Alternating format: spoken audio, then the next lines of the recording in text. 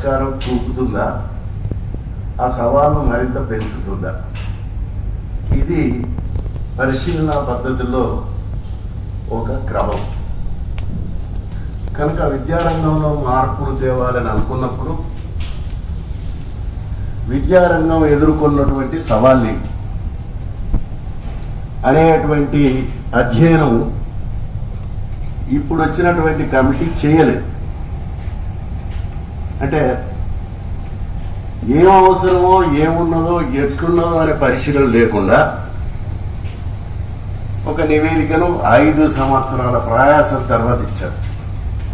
యాక్చువల్గా 2014 ఆగస్టు ఎర్రకోట నుంచి మాట్లాడుతూ మా ప్రభుత్వం త్వరలో నూతన విద్యా విధానం తెస్తుందని మోడీ ప్రకటించారు. ఆ తర్వాత నుంచి అంచెల వారీగా తిరిగి చివరికి ఒక ప్రకటన 56 పేజీల పుస్తకం. ఏముందంటే అలా ఏమీ లేదు, అలా ఏమీ లేదు. అరే అంత ఏమీ లేదని మీరు ఎట్లా చెప్తారు? అసలు విద్య ఎందుకు? ప్రభుత్వం విద్యను ఎవరి కొరకు చెప్పాలి, ఎందుకొరకు చెప్పాలి, ఏమి సాధించడానికి చెప్పాలి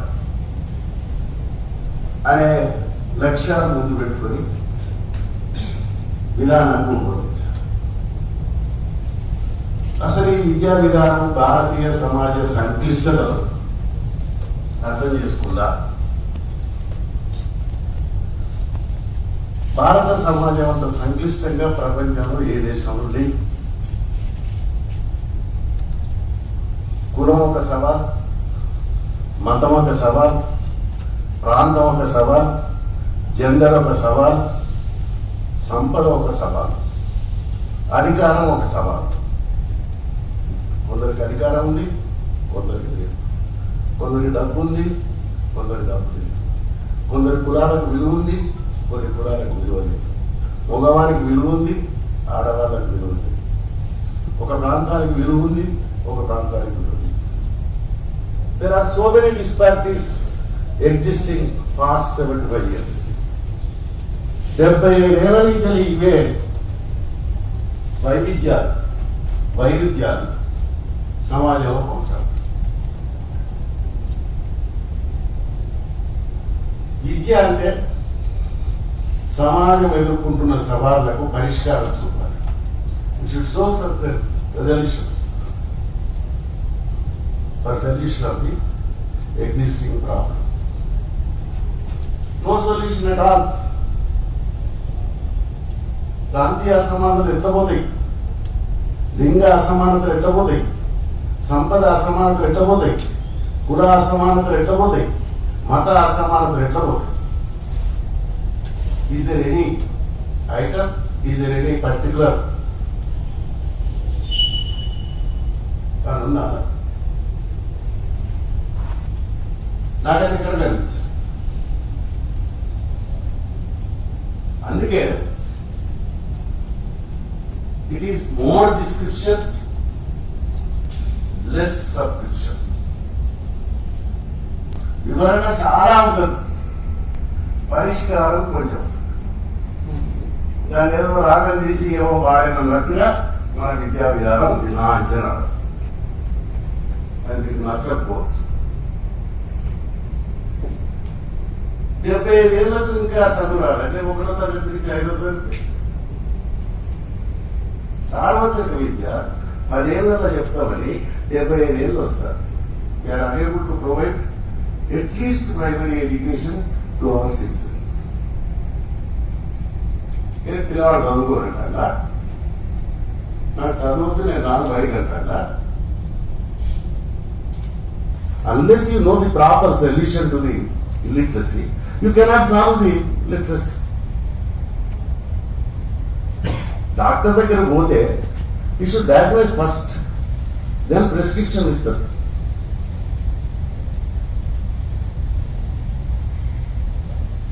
చాలా విద్యావేత్తలు భారతదేశంలో, నాకు తెలిసి B P Naik, the one of the member in Kothari commission, retired professor in sociology. 3 పుస్తకాలు రాశారు. ఇండియన్ ఎడ్యుకేషన్, మన భారతీయ విద్యలో ఉన్న వైరుధ్యాలు, ఇవి ఎట్లా పరిష్కారం అయింది, దాన్ని ఎవరు కన్సిడర్ చేయాలి? వినాయక్ ఏం చెప్పారు?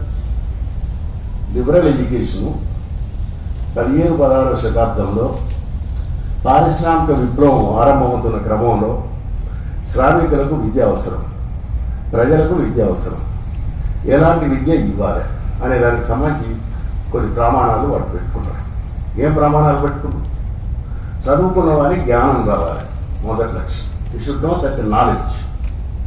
2, ప్రొడక్టివ్ కెపాసిటీ రావాలి, ఉత్పాదక శక్తి రావాలి, అంటే వారికి కొన్ని ఉత్పత్తి నైపుణ్యాలు రావాలి. 3, వాడు సమాజంలో బతుకుతుంది కాబట్టి మనుషుల మధ్య మానవీయంగా బతకగలిగే విలువలు రావాలి. కనుక knowledge 1 objective, skill 2nd objective, value 3rd objective. Values according to the state, ఆ రాజ్యాంగాన్ని బట్టి రాజ్యాంగ విలువలు, భారత రాజ్యాంగ విలువలు, అమెరికా రాజ్యాంగ విలువలు, ఇంగ్లాండ్ రాజ్యాంగ విలువలు, చైనా రాజ్యాంగ విలువలు ఒక తీరు ఉన్నాయి. కాన్స్టిట్యూషన్స్ వేరు వేరు కాబట్టి కాన్స్టిట్యూషన్ ఇచ్చే రైట్స్ వేరు వేరుగా ఉంటాయి. కనుక values varies from state to state. కానీ మానవీయ విలువలు సహజంగా ఉండేటువంటి మానవ సంబంధాలు అవి అంతటా ప్రపంచంలో మనుషులైనందుకు కామన్గా ఉంటాయి. వీటికి ఏమైనా ప్రాధాన్యత విద్యారంగంలో ఉందా? Really we're providing some knowledge to the children? పిల్లవాళ్ళకు జ్ఞానం నేర్పుతున్నావా? పిల్లవాళ్ళకు నైపుణ్యం నేర్పుతున్నావా? పిల్లవాళ్ళకు విలువలు నేర్పుతున్నావా? మన విద్యా విధానంలో మోర్ ఇన్ఫర్మేషన్, లెస్ నాలెడ్జ్. జ్ఞానం తక్కువ, సమాచారం ఎక్కువ. ఇంత పుస్తకాలు బండి ఇంత సార్లు చెప్పాడు, వేసుకోవాలి బ్యాగులో గాడిద మొత్తం వస్తుంది. నాలెడ్జ్ లేదు, ఇన్ఫర్మేషన్ ఉంటుంది. ఇంతకుముందు చెప్పాడు లర్నింగ్ ఓరియంటేషన్ లేదు, learning aspects. More teaching, less learning. పాఠాలు చెప్తూనే ఉంటారు సార్లు, ప్రైవేట్ క్లాస్ చెప్తూనే ఉంటారు, వాడు నేర్చుకో.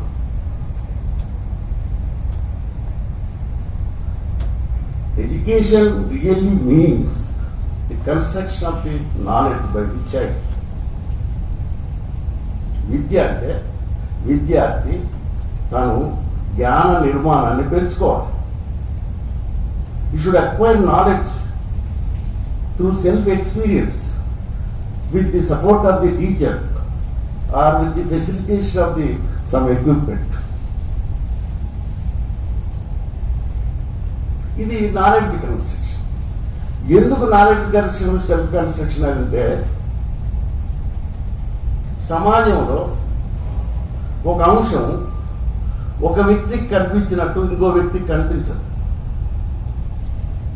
ఒక మహిళ మాట్లాడితే మహిళ గురించి ఒక రకంగా మాట్లాడుతుంది, పురుషుడు మాట్లాడితే ఇంకో రకంగా మాట్లాడుతుంది. అప్పుడు మహిళలకు సంబంధించినటువంటి జ్ఞానాన్ని నిర్మాణం చేసుకోవాలంటే మహిళ సెల్ఫ్ ఎక్స్పీరియన్స్ నుంచి తల్లిదండ్రులు ఎట్లా చూస్తున్నారు, మగపిల్లవారి కంటే ఆడపిల్లలు ఎట్లా తేడా చూస్తున్నారు, ఎందుకు నన్ను తొందరగా ఇంటి నుంచి పంపించాలనుకుంటాను, నన్ను ఎందుకు చదివించడం లేదు, నన్ను ఎందుకు బయట స్వేచ్ఛగా తిరగనియడం లేదు, ఇవన్నీ ఆమె ఎక్స్పీరియన్స్. కనుక ఆమె ఎక్స్పీరియన్స్ నుంచి జ్ఞానాన్ని సమకూర్చుకుంటుంది. అదే తమ్ముడు అంటే మా అక్క బాగా వింటుంది, మా నాన్న వద్దన్న వినది అని వాడు చెప్తారు. కనుక we should not impose knowledge through any equipment to the child. విద్యార్థికి జ్ఞానాన్ని ఏ సాధనం ద్వారా మనం ఇంపోజ్ చేసినా దట్స్ నాట్ ది నాలెడ్జ్. అది మత బోధన లెక్క ఉంటుంది తప్ప అది జ్ఞాన నిర్మాణం కాదు. మీరు బాగా చూడండి, బల్లే పోయి చదువుకున్నప్పుడు వచ్చినటువంటిది ఆ తర్వాత జీవితంలో మీరు బతుకుతున్నప్పుడు మీరు తెలుసుకున్నటువంటి జ్ఞానం చాలా తేడా ఉంటుంది. నువ్వు 10వ తరగతి చదివినావు, బిఏ చదివినావు, ఎంఏ చదివినావు, ఓ డిగ్రీ వచ్చింది, అయిపోయింది. ఆ పుస్తకం ద్వారా నువ్వు సర్టిఫికేట్ ద్వారా సంపాదించుకున్న జ్ఞానానికి నువ్వు జీవితంలో నువ్వు నడుస్తున్నటువంటి క్రమంలో నీకు వచ్చే జ్ఞానం చాలా డిఫరెన్స్. సార్ చెప్పాడు, what you learn that is not useful to be useful in the society. సమాజంలో, బాహ్య ప్రపంచంలో నీ నిజ జీవితానికి పాఠశాలలో నేర్చుకున్నదానికి కొంతది ఇన్ని వేరియేషన్స్. కనుక ఇంకొక క్రిటిక్ వినయ్ బీపీ నాయక్ 3 చెప్పాడు. First, access to the people. విద్య అందరికీ అందుబాటులో ఉండాలి. School should reach every corner of the nation. ఈ దేశం మొత్తానికి 10 మంది ఉన్నా 20 మంది ఉన్నా అక్కడి పాఠశాల వెళ్ళాలి. రెండోది ఏం చెప్పాడు? You see the child retain in the school beginning to end. పిల్లవాడు జాయిన్ అయినప్పటి నుంచి అక్కడున్న పాఠశాలలో చదువు, ప్రైమరీ స్కూల్ అయితే 5వ తరగతి, అప్పర్ ప్రైమరీ అయితే 7వ తరగతి, హై స్కూల్ అయితే 10వ తరగతి, అయిపోయేంత వరకు కూడా వాడిని నిలిపేలాగా ఉంచాలి. మూడోది ఏం చెప్పిండు? ప్రమాణాలతో కూడినటువంటి విద్య అందించాలి.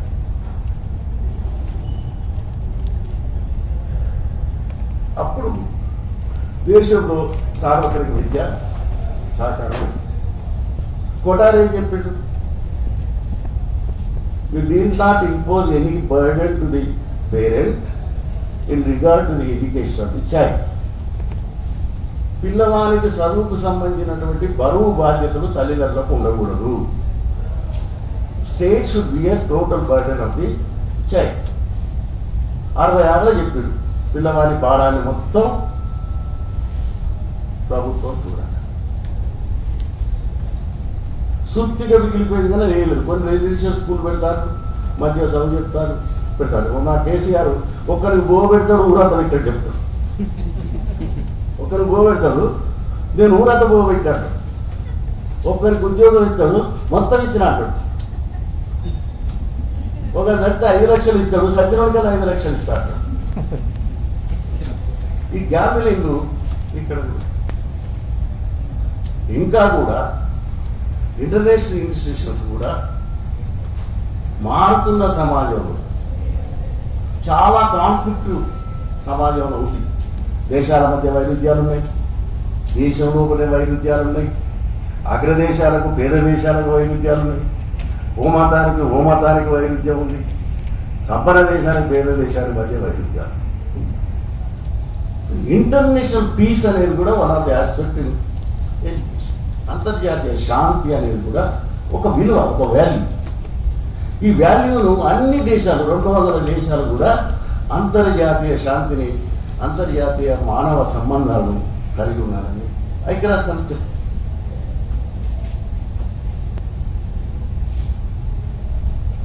రెండవ సమస్య, even today, even after 75 years, 100% of child is not enrolled in the school. 75 ఏళ్ళైనా సంపూర్ణంగా పిల్లలను మన బడిలో చేర్పలేకపోతాం.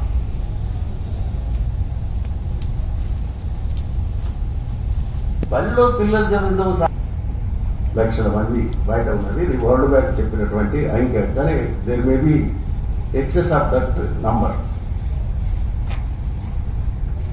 6,20 లక్షలు కాదు, ఎక్కువ మంది బడిలో చేరుతున్నారు. ప్రపంచ బ్యాంకు నుంచి వెళ్తాను బడికి ఎంతమంది పోలేదు భారతదేశంలో. కానీ భారత ప్రభుత్వానికి తెలవడం లేదు, రాష్ట్ర ప్రభుత్వానికి తెలవడం లేదు. దీన్ని ఏమనాలి? బాధ్యత రహితం కదా, ప్రభుత్వ బాధ్యత రహితం కదా. అంటే విద్య పట్ల నిర్లక్ష్యం కాదా? బాలల విద్య పట్ల నిర్లక్ష్యం కాదా? ఈ నిర్లక్ష్యానికి పరిష్కారం ఏమైనా కొత్త విద్యా విధానంలో ఉందా? లేదు. 86 నుంచి వెళ్ళి వచ్చేటువంటి పాలక వర్గాల సూచనలు అన్నీ ఫార్మల్, నాన్ ఫార్మల్, డిస్టెన్స్. ఇప్పుడు అదనంగా మోడీ ఆన్లైన్.